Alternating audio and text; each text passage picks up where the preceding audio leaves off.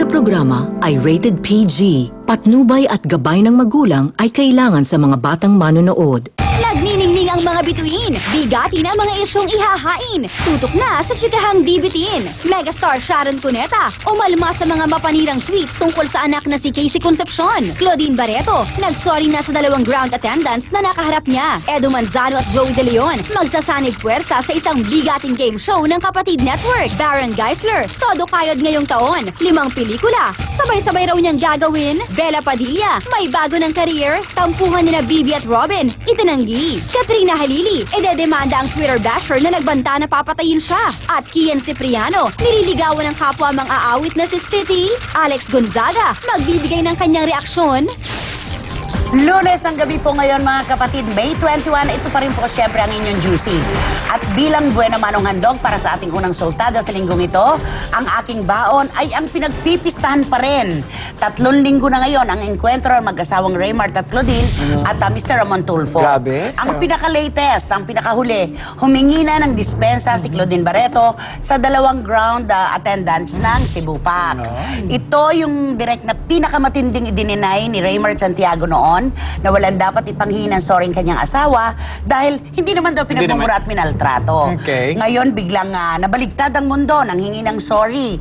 Pero sabi nga ng ating mga kababayan, mas pinatibay pa nila ngayon ang laban ni Montulfo dahil dito, ito ang nagsindi nung gera sa pagitan nila. Kaya ganun direct ang... Tsaka nararapat lang naman na humingi ng apology si Claudine dahil kung tutuusin natin ay wala naman talagang kasalanan yung dalawang babae. Yung dalawang babae roon. At kahit ano pa sabihin, kapag ikaw ay isang media person, isang celebrity, yung behavior mo ay laging nasa ilalim ng magnifying glass. And nakakaloka kasi yung inconsistency na kasi nung una sinabi niya, wala ko dapat yan, no? Kasi ako yung biktima dito. Tapos biglang after nung medyo nababaon na sila, kasi nga diba after naman sinasabi ni Tito Mo na mga Cebu Pac, saka nagsisorry na ganyan, para buwasan sila, nakaaway. Ako na napanood ko ngayon, ang ikinaloka ko lang, pati yung mudra, yung dalawang nanay, parang nag-iba ng sinabi, nag-iba ng explanation. Alam mo, nakakahiya man sabihin. Teka, ano ito?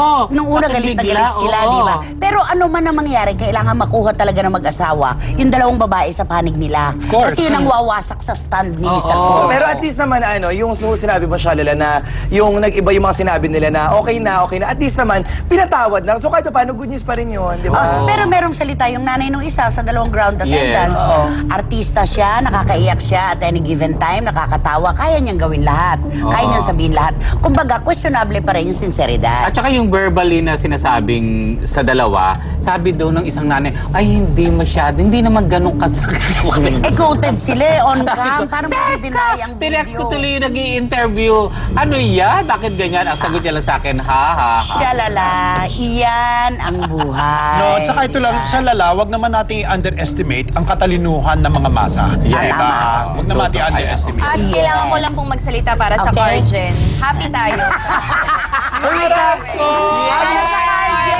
Ito i-dedicate mo yung Cargen mo, batiin mo ang ating superstar. Yes. Hi po kay Miss Nora Happy Honor. birthday. Happy birthday. Hi po. At saka si Nanay Lolit Solid. Happy birthday! Superstar. Okay mga kapatid, heto na po ngayon ang ating Express Pasabog Top 5. Express Pasabog Top 5, Bella Padilla, may bago ng career, tampuhan nila Bibi at Robin, itinanggi. Hindi lang pala sa pag-arte at pagmamodel winner si Bella Padilla dahil isa na rin pala siyang certified writer. I'm gonna write for Yahoo soon and I still write for Manila Bulletin. I think it's gonna be blog type, yeah. So they gave me naman the freedom to write about whatever I want. So I'm very happy with that. So I'm asking Yahoo if I can do parang a day in the life of yung ganon. I know a lot of people have been doing that, pero I feel like if it comes from the point of view of an artista also, you can relate more to the other artista I'm interviewing. Naku, mukhang kakala rin talaga ni Bella ang pagiging writer ha? Pero teka, kumusta na nga ba ang tampuhan ng Tito Robin at ng Tita Bibi mo? I know they're okay. Actually, my family get together kami this weekend. So I think I'm gonna see both of them there. Parang wala naman. As far as I know, okay naman. Saka kung may tampuhan, naayos naman nila kagad. At para naman sa ating showbiz feed, eto na mga kapatid. Pang-Cargen. Ito to, Sharon! Kaya sumabog na. Ipinagkakalat ng executive ng DOS, Casey, may mga baho. Ay. Sa armpits? Sa armpits.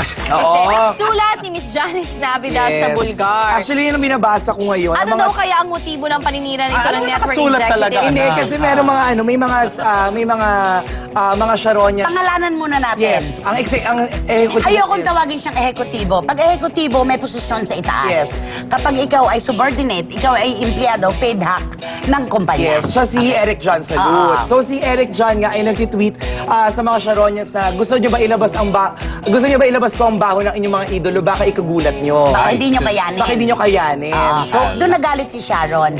Matatanggap niya kung sa ibang network nang galing ang pagpapasabog kuno ng lihim ng kanyang anak. Pero huwag naman sa loob kung saan pag-aari pa nila at lumalabas pa si Casey Concepcion sa kanilang bakuran. Ano ba iba? Bakit gusto ba nila pabagsakin si Casey? Kaya sila nagsasalita ng Alam mo, ganun? maiisip mo tuloy yan porque Oo. lumipat si Sharon. Pwede magtanong, ano ang nag-motivate kay Eric John na mag-tweet ng ganito? Ano ang... Yung direct ang hindi malaman ngayon kung ito ba ay may basbas ng mga nakatataas sa kanya, ito ba ay kalayaan niya sa pamamahayag bilang isang bahagi ng Twitter world?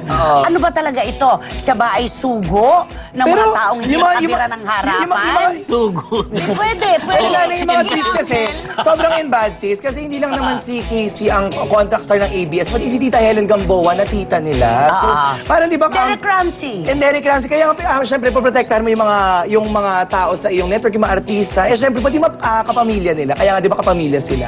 So, Yun nga nakakalungkot. asan yung sinisigaw nilang kapamilya kung mismong miyembro ng kanilang pamilya ay winawasak na nila, hindi pa man. Nay, na Direct gusto ko marinig ang Sige, inyong si opinion. Direk na bomba. Hindi kasi unang-una, talagang 3 punto. Unang-una talagang Yun na delikado naman. each time na magtutweet ka.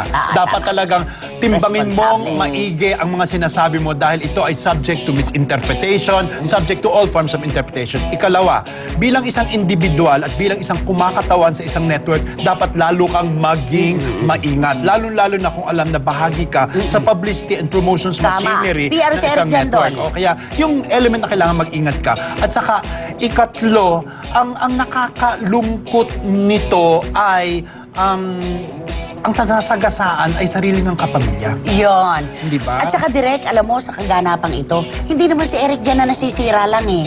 Pati ang network. Sino mag-iisip na walang basbas ng maekutibo yung nangyayaring ito? Eh, under nila ito. Meron nga daw tweet na sana daw hindi na raw sumasagot si Meg. Ako rin nag-a-agree doon. Oo, and siguro... Ako din naman ay binibigyan ko ng partisipasyon sa utak ko yung sana'y hindi na nagre-react si Mega.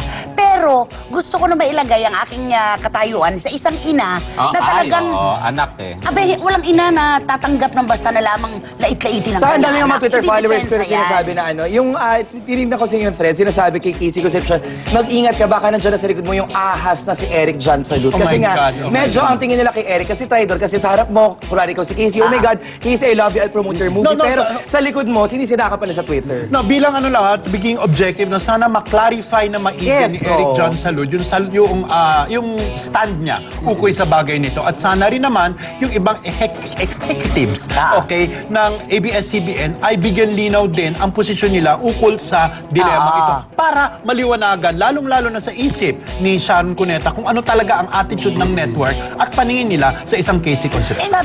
Sige. Sige, go na. Go, Alex! Go! Ayoko na. Sige na, kaya mo yun. Kasi tingin ko po, dapat kung meron issue ka sa iyong kapwa-artista or may issue ka sa iyong katrabaho, sana kausapin mo na lang siya privately kasi magparinig ka sa Twitter Tama. at doon kayo mag-anuhan. Kasi mas lalong lalaki, mas maraming may isip na mas ma-interpret, And I think, misinterpret ka. tama ka din. And I-text mo na lang siya, may Correct, baho ka. oo. Gusto mo kailabas ko? Baho. And si Eric John, pero wala naman siya balak i-retract to kasi sinabi niya yun ng buong katapangan. At ano naman, alam niya naman makakarating yung kay Casey Bill. Ang daming supporters si Casey and ang Twitter, sobrang public niyan. Tsaka may dadagdag pa ako. Sige, Sana Direk. naman lumabas itong statement na ito hindi bilang depensa sa isa pang artista sa network. Yes, Dahil hindi ka dapat manlaglag ng kapwa na para lamang hindi ba i-depensa. Pero ang hindi At much more direct, nakasama mo pa sa loob. Sabi ko nga, isang malawak na bukid ng ABS-CBN, ang dami lang produkto, mabenta ang kanilang mga paninda. Hindi sapat ang isang salot lang para mangwasak sa Ay, bakit kalahatan. hindi nagsasalita yung mga ehekutibo doon? Yun ang gusto Unless nga kung may basbas. Yes. Ako naman, sana naman ay maklarify nga nila nito dahil regardless of what has transpired, gusto kong paniwalain sa aking sarili na may integridad ang mga taong involved dito. Eksakto. Yun. At dahil dyan mga ka-precious, etong ating Express Pasabog Top 4. Express Pasabog Top 4. Enchong D, naon siya miyang pagkuha ng master's degree. Very vocal si Enchong na gusto niyang ituloy sa master's degree ang kinuha niyang BS Developmental Studies. Pero dahil sa kanyang sunod-sunod na proyekto, ay tila hindi niya na ito mabigyan ng panahon. Ibang ano na kasi yun eh, kumbaga matinding paghahanda kapag pinatuloy yun. So, hindi muna siguro. Pero may ano talaga, isa sa mga balak ninyo? Isa sa mga plano, pero syempre hindi naman lahat ng plano natin natutupad. Pag yung master kasi hindi mo pwedeng bawiin kapag meron ka na mababang grade, hindi mo na pwedeng bawiin eh. So sabi ko, kapag nag-master ako, sigurado ko dapat mabibigay ko na yung lahat.